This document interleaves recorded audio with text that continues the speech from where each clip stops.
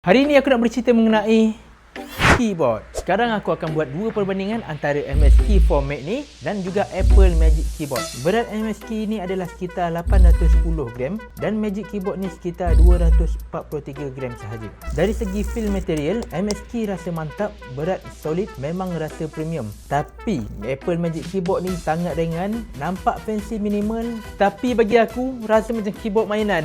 Dari segi menaip, MS Key memberikan feel yang lebih selesa dan responsif. Tapi Magic Keyboard ni kalau aku menaip, aku rasa macam menaip dengan keyboard yang murah.